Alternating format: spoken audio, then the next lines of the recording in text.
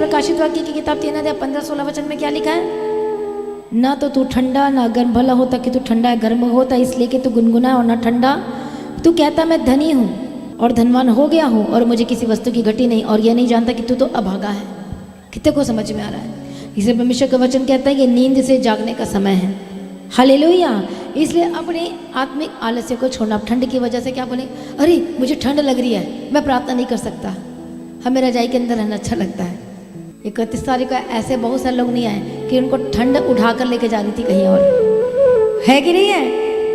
आपको पता, जब से मसीह में आए, जब से जो हमारी 31 तारीख की जो प्रेयर है फुल नाइट, आज तक कभी मिस नहीं हुई है। पहले हम सेवा नहीं करते थे तब भी वो मिस नहीं हुई है, और अब सेवा करते तो मिस की तो कोई बात ही नहीं है। कितने को समझ में आ रहा है? तो प्रभु किसे दूंगा कहता है? जो अलर्टनेस में रहेगा, सीरियसनेस में रहेगा। हालेलुया। जिसको आत्मिक जीवन के बारे में पता है कि मैं ये साल को ऐसे सो के, लेट के, बैठ के मैं इस तरह से गंवा नहीं सकता। हालेलुया। मैं इस तरह से फोन में बात करके, डांस बार में जाके, क्लब में जाके, नाटक करके, नाच के, शो देख के, टीवी देख के मैं गंवा नहीं सकता। ये बहुत खास होती है। इसलिए बहुत सारे लोग अलर्टनेस में नहीं है। मन किया तो आ गए, मन नहीं किया तो बैठ गए। मन नहीं करेगा तो भी आना है या ना? मन नहीं करेगा, इसे कहते हैं रिस्पॉन्सिबिलिटी, जिम्मेवारी, अपनी स्पिरिचुअल लाइफ की जिम्मेवारी।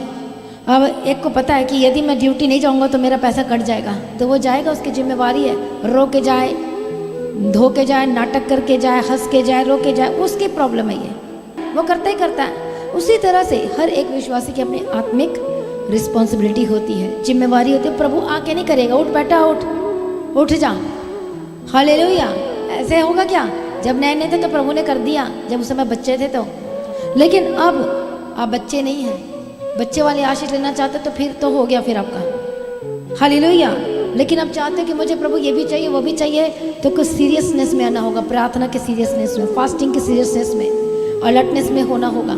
क्योंकि इस साल में जैसा कि परमेश्वर का आत्मा ने बताया है कि अपने आत्मिक जीवन के विषय में निश्चिंत बिल्कुल भी नहीं रहना है। नहीं तो तू मर जाएगा आत्मा में। आत्मिक जीवन खराब, आपकी लाइफ में सब कुछ डिस्टर्ब हो जाएगा। लेकिन आत्मिक जीवन में स्थिरता, थोड़ी देर के लिए काट-कूट करेंगे, नाटक करेंगे, ड्रामा करेंगे, लेकिन बाद में सब कुछ वापस आ जाएगा। क्योंकि वो विरोधी जो है गर्जने वाले सिंह के समान गरजता है और उसे गुस्सा आता है। इसलिए वो बोलते हैं मैं प्रार्थना कर रही पर ये क्यों हो रहा है, मैं फास्टिंग कर रही पर ये क्यों हो रहा है? क्योंकि आप फाइट कर रहे हो और करना है, और अब 100% जीतेंगे यीशु के नाम में। हालेलुया।